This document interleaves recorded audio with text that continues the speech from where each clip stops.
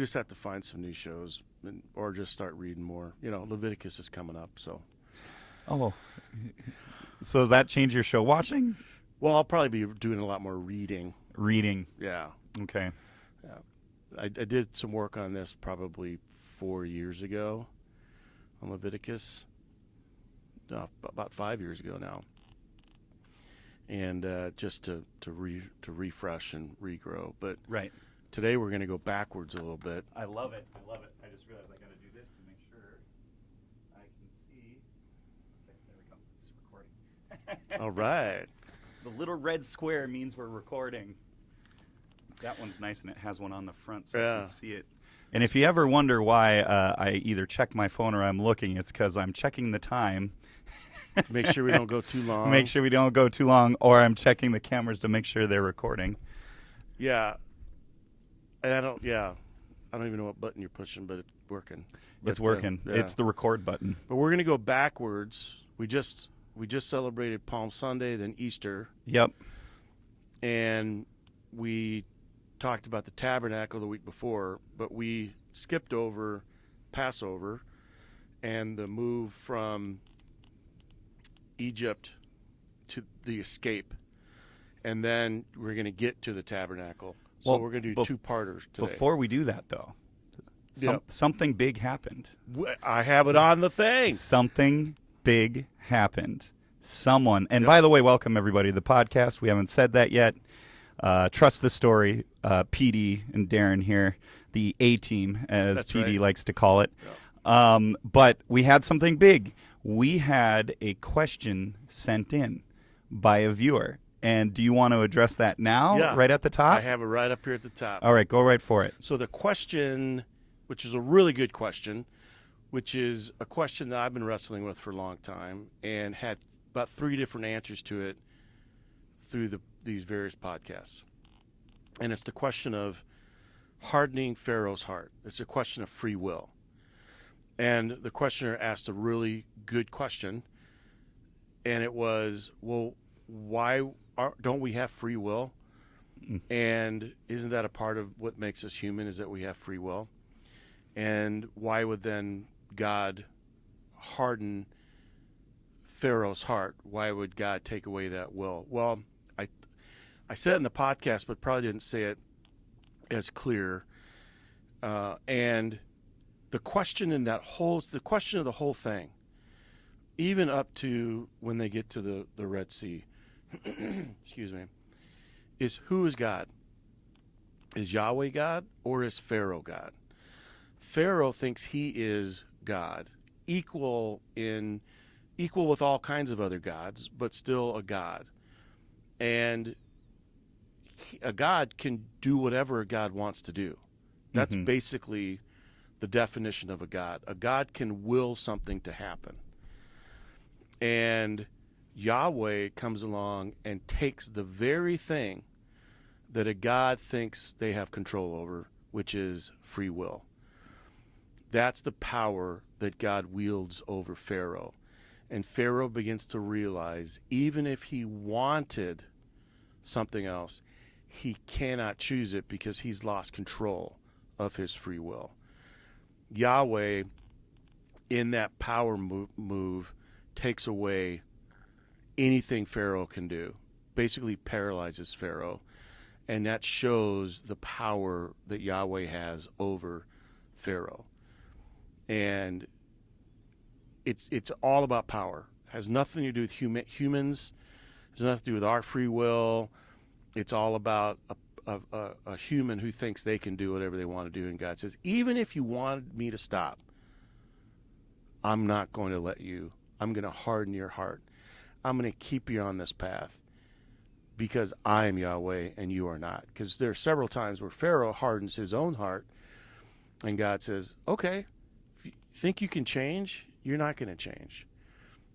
So that's what's going on with Pharaoh and God. It has nothing to do with us as human beings. It's a power struggle in the cosmos. It's a struggle between two gods. Let me ask this question too, because like and I read that and I understand I love the question because there's part of me that was thinking that as well.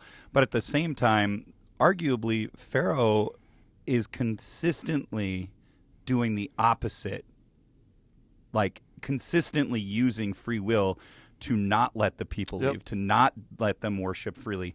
I mean, even to almost all the way to the end where he lets them go and he chases them to the Red Sea. Like, still there's like all this free will being done. It's not like magically he's stopping or they are stopping Pharaoh from being able to do whatever Pharaoh's going to do. Well, there's a couple. There's a couple pieces in the plague story where it says Pharaoh hardens his heart. You begin to think, because some of the plagues are becoming very close to Pharaoh now. People in his house are getting boils, and his advisors are advising him, you got to let them go. You got to let them go. And in those instances, you think that maybe Pharaoh might change his mind, but God won't let him. That's the whole thing. Okay. It's all about power. It's all about who's in control. And Yahweh says, Pharaoh, you're not even in control of your own decisions in some of the plagues. Not all of them, but in some of them. Okay. And then when the last plague comes, which we'll talk about, we'll move through it pretty quickly. Pharaoh is so distraught, he loses his mind, and in a fit of deep sadness lets everybody go. But then, wait a second, we're going to get him back. And it has to also do with empire and shalom. Pharaoh can never let go of empire. Pharaoh will always, no matter how much he might bend or even make a decision, he's going to be drawn back to empire. But there's a couple other things about free will. Martin Luther, in Luther's theological lens, talks about we are in bondage to sin and cannot free ourselves. That's a classic Lutheran, even Lutheran confession. When we have a more of a Lutheran confession from the ELW or something that's been provided, it starts out with, we confess that we are in bondage to sin and cannot free ourselves. We do the very things we do not want to do. We don't do the very things we should do.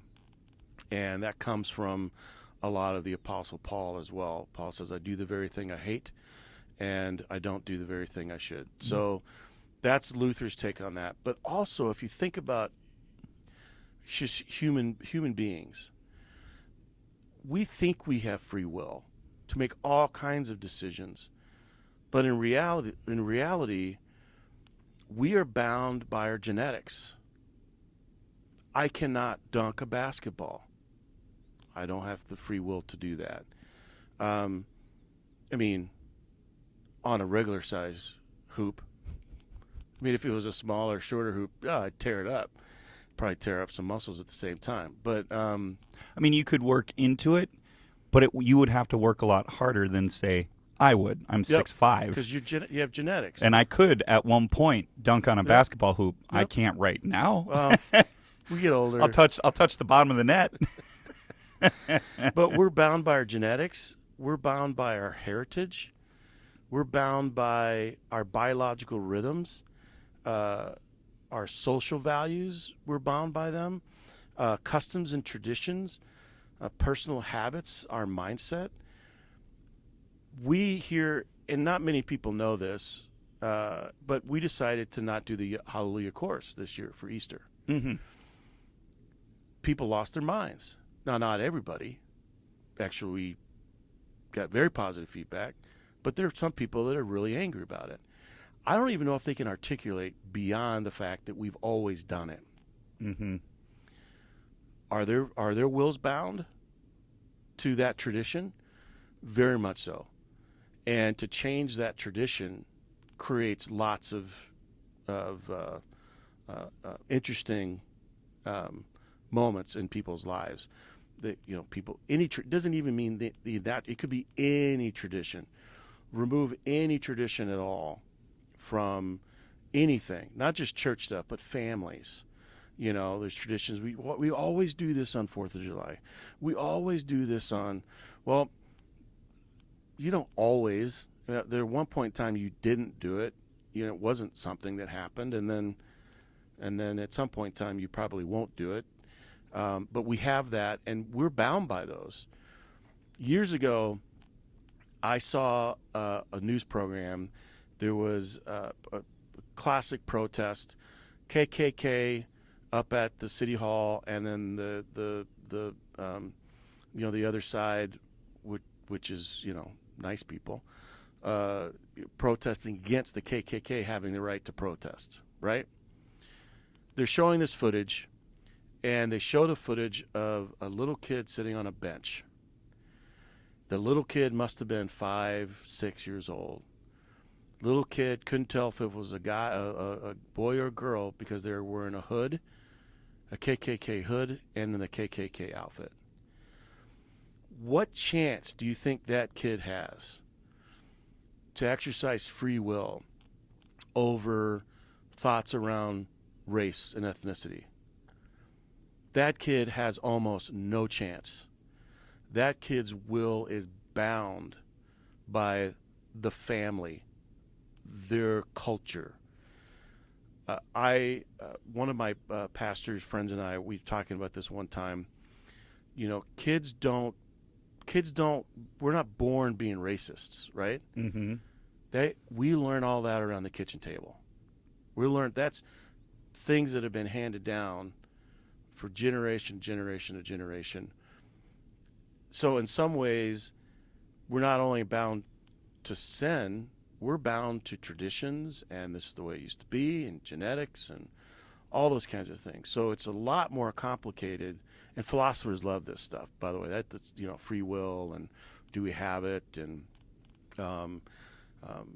you know, just anyway. So there's a lot more to say about free will outside of the power, the cosmic power struggle that God and Pharaoh are in, Yahweh and Pharaoh are in, to prove who's more powerful. And we're going to see this later in the story as well.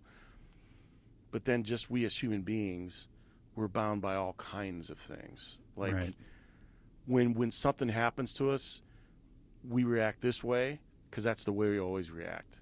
Yep. It takes an enormous amount of effort to unlearn behaviors and to choose something different. It would be great if that little kid sitting on that bench one day was able to think something different than whoever put him in that outfit. I think to think of it this way, I've always saw traditions are like comfort food. Yeah. You know, it's what you go to when you want to feel good. It's the thing that you can bring in. But it's also commonly, comfort food isn't necessarily the most healthy thing for you. Yeah. I could think of in college, like, I would always go to my comfort food things, which would be like, you know what's on campus? Burger King. Sure. You know, and I would go eat that. That's pretty cool, actually. It was pretty cool, except for the fact that by the end of my freshman year, I'd gained 45 pounds in 6 months. Yeah. Yeah. Well, that particular comfort food or tradition, even though it feels good and is right, not always helpful, you know. So that's how I've always felt. Yeah. Not to say all traditions are bad by any means, but you still have to take in, why is the tradition there? Yeah. What is it that why do we do it every year? What is the purpose behind it? Yeah. Intentionality, I think, is something we talked a lot about in the last 3-4 weeks, talking about a lot of this stuff. Yeah. And it's, you know, Jesus comes along and says, I have new wine. We got to have new wineskins for new wine, because the old wineskins can't handle the new wine. It's not that the new wine or the old wines, you know, I mean, the new wine's still going to ferment. If you put it in an old wine skin, that wine skin is going to burst. It's going to break. It can no longer hold any wine at all. And so when you bring new wine, you have to craft or some new wineskin to hold that new wine. And as that wine ages then that new wineskin becomes an old wineskin. Mm-hmm. And then there's time for a new wineskin, because you're always trying to bring new wine. And that's what Jesus does. Jesus brings new wine in the midst of an old wine drinker's world, and says we got to have a whole new way to handle this. We have to have a whole new way of going about it. And a lot of people whose free will is bound in the old wine, the new wine doesn't even taste good to them, you know. Yeah. And to have the ability, I want to link two stories, and then we'll move back to Exodus. Link two stories. People that love the old wine, that wine's going to run out because they only made so much of it. And before long, there's not going to be any more wine. New wine has to be created. New wine has to be new grapes. The whole process has to repeat itself. Fermentation. Yep. The whole thing has to do it. And you know, church is no different than that. I mean, that's what Jesus is talking about. The Pharisees and those folks, they love the old wine. And here comes Jesus breaking some rules and calling people to him, and people are following him because they are craving new wine. And by the way, the people that are the people that are in charge of the old wine don't want these new people drinking it anyway. They don't want them drinking the old wine anyway. They've created this barrier. So Jesus comes along and says, there's a new wine, but we gotta have a new wineskin. We have to have some way to get and to contain this wine so that it's for a new generation, or if you want to say that. So I link that with the people that are really connected to the old wine somehow have to be able to say, hey, we have had our old wine and it's been great, but you know what?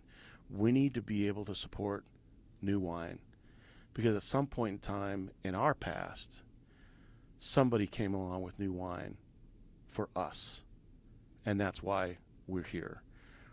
But it's really hard for those people to let go, because our wills are bound in all that stuff, or connected to all that stuff.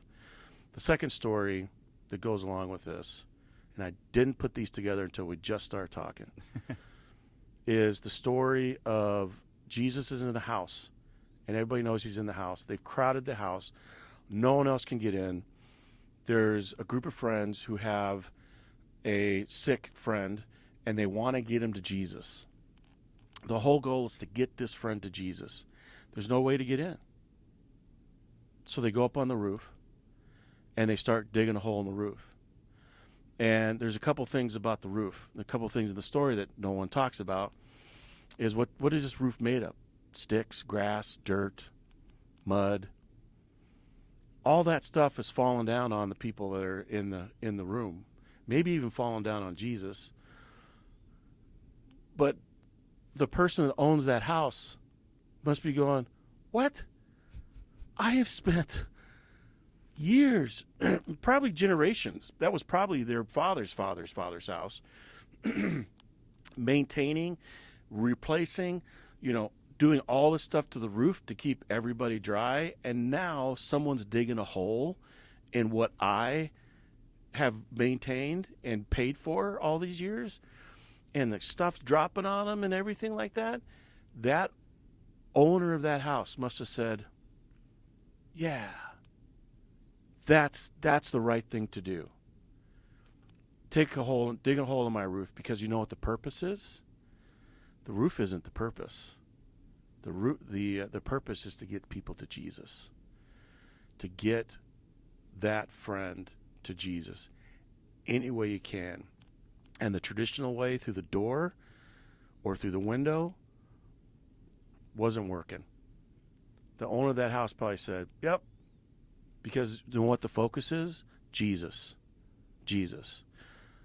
The focus in the old wine and wineskin is not the old wine. It's the new wine for people who don't know Jesus. to get to Jesus. So, but still, those are very hard things for people to get their head around, because we're bound to our roof, right? We're bound to our old wineskin, and we're going to talk about the golden calf in part 2 today, or next time when part 2 comes on. Lots of things sneak into our lives and become golden calves, and we don't even know them. We don't even know it. We could spend a whole episode just talking about wineskins and comfort food and free will and tradition, but thank you for the question. Yeah, so that sparked a whole... but it will, and I love that, because for me it turned, like you said before, it just turned that gem a little bit for me. Yep. So please keep throwing in your questions. Email for that is somewhere in front of the table. Nina is wonderful. She'll take in all those questions. Thank you for sending them in.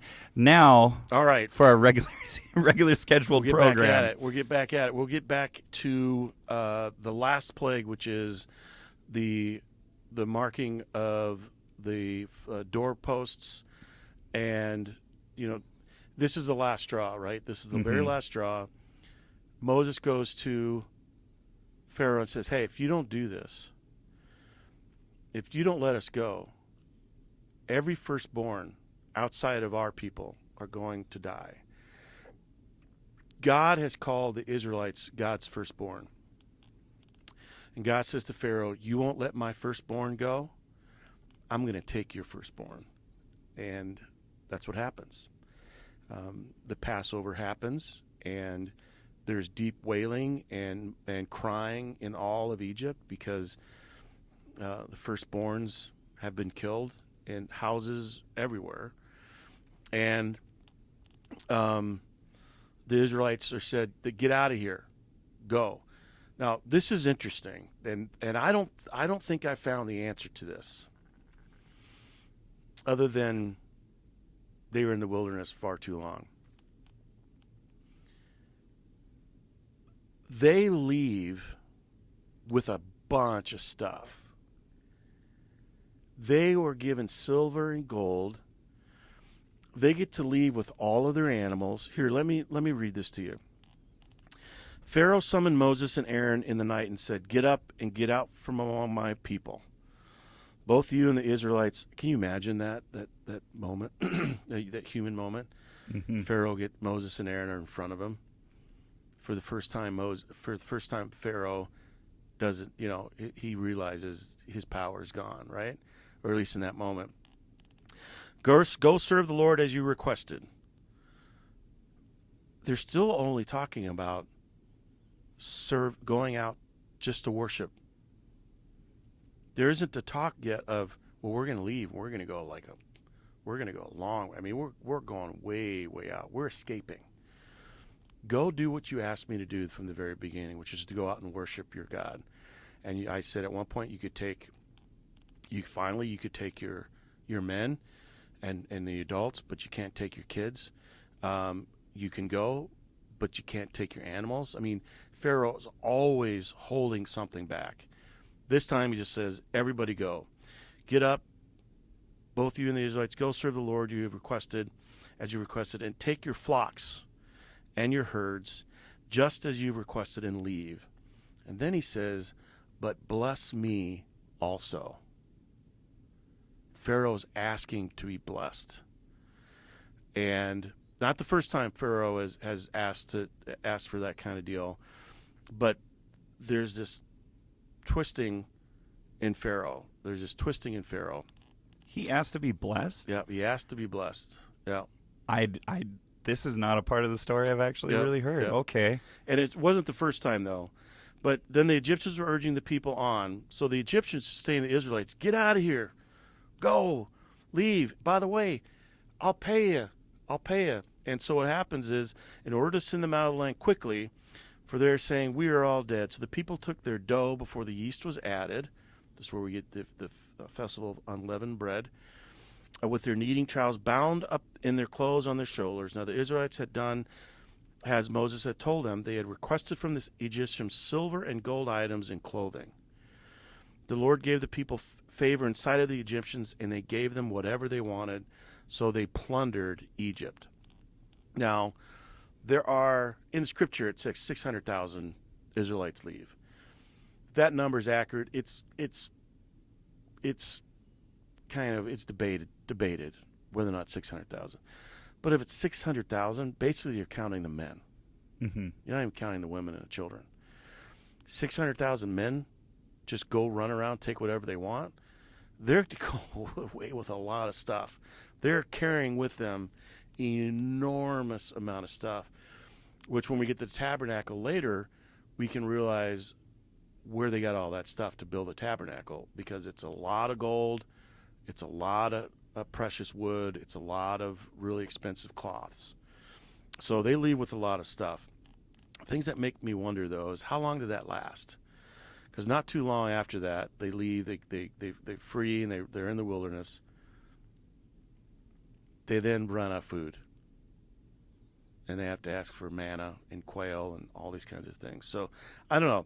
Someone smarter than I are going to figure that out. You out in the wilderness. But they took all their animals. Like they took all that's their right. stuff. They took the flocks. And they took unleavened bread, which it's flat bread, Yep. which you can carry a lot more flat bread than you can carry, risen bread. Yep.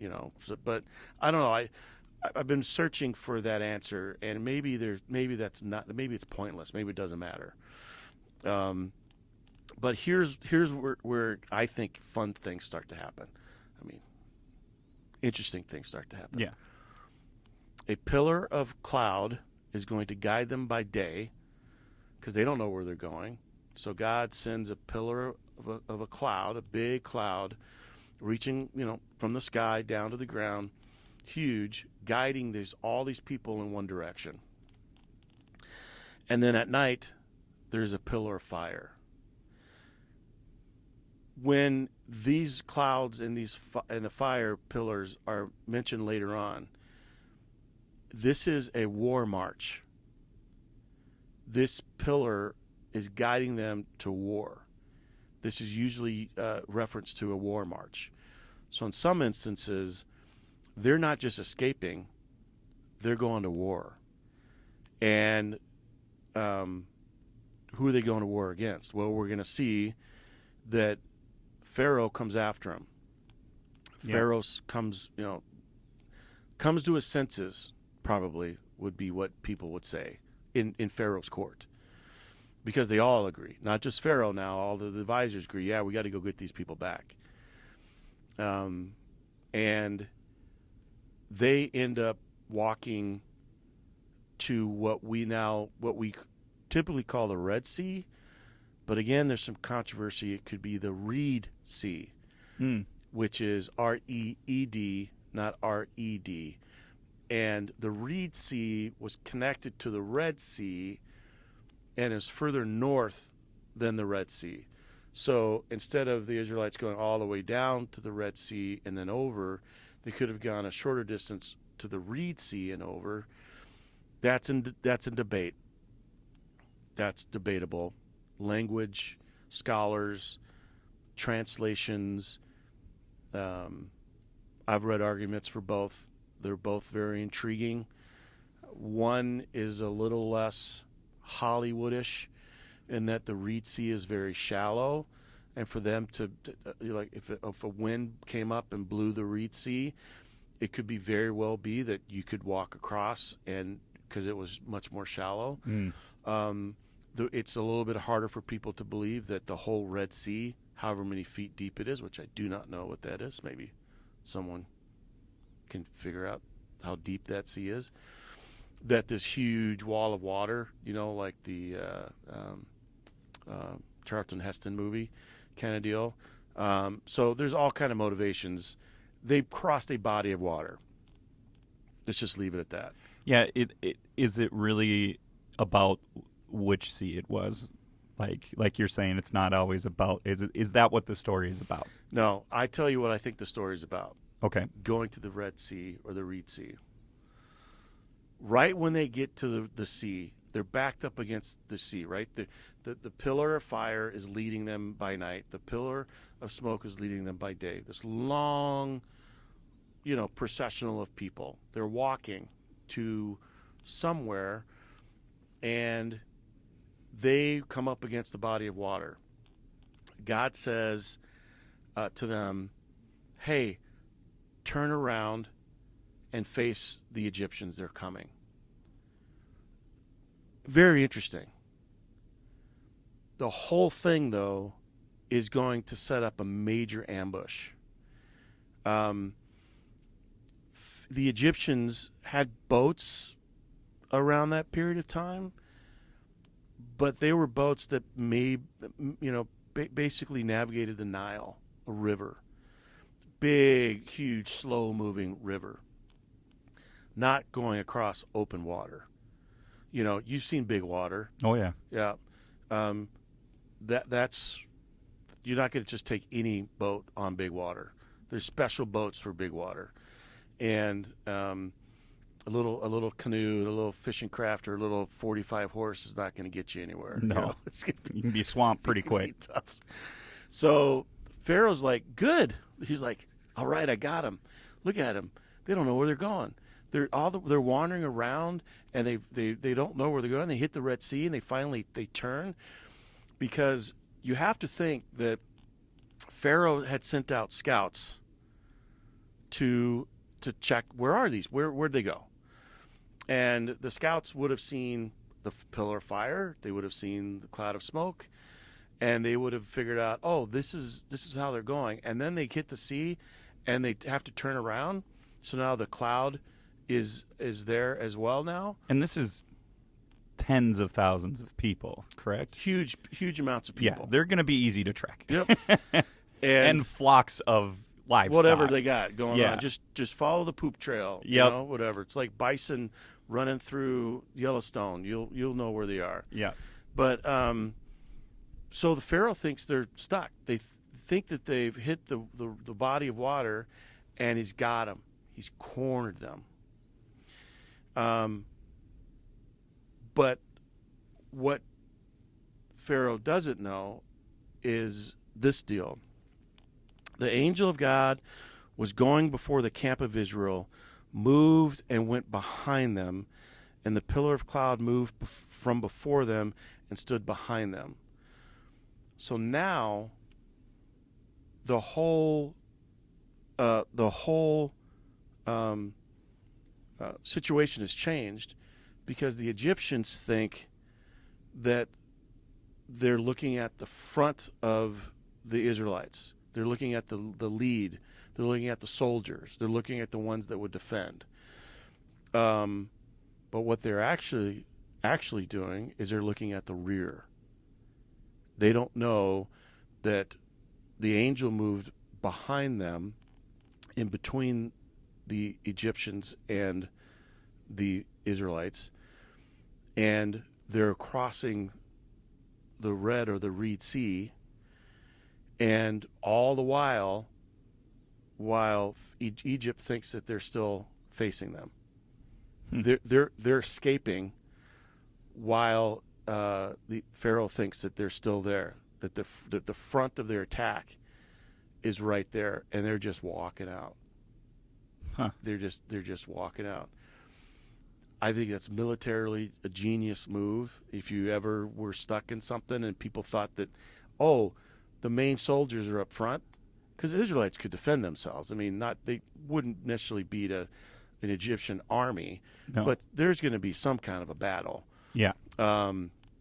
And they think that the strength of the column is in the front, when it's actually already moved across the sea, which I think is genius. I think it's pretty awesome. I think it's a fantastic military approach to these things. So God basically was giving the Israelites time to get across this body of water. So I want to talk about the sea, either the Red or the Reed Sea, because something else is going on here, and we don't necessarily know it, because we just don't know the context.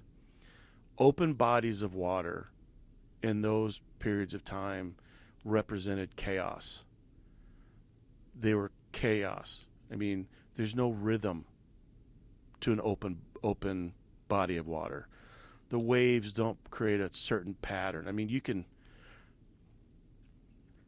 the winds change, and there's swells, there's, it's just chaotic. Yeah. I think Minnesotans can actually almost understand that because of the lake theory. I mean, like I'm wearing my Rainy Lake sweater, and we commonly are like when a storm comes, one of my favorite things we do is we batten down the hatches. Yep.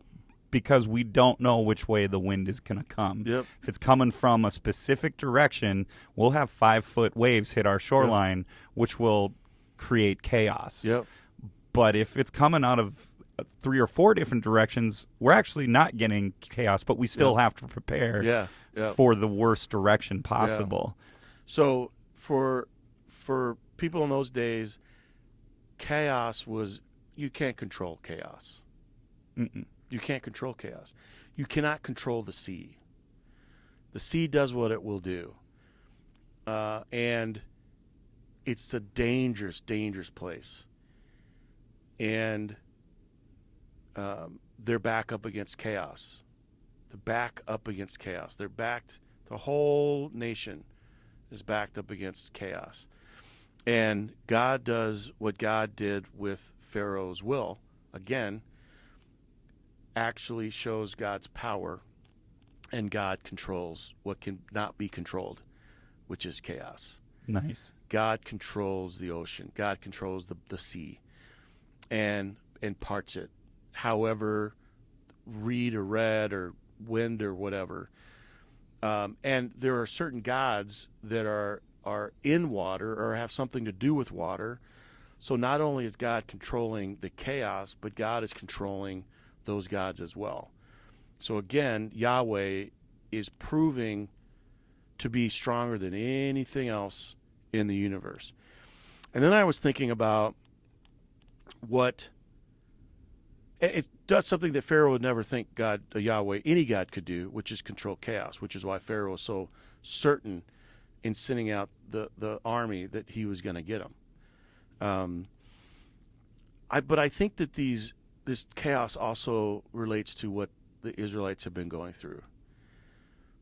Since they moved into some kind of servitude or slavery in Egypt, their whole lives were chaos.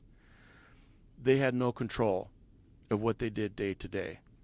They were controlled. They were living in chaos.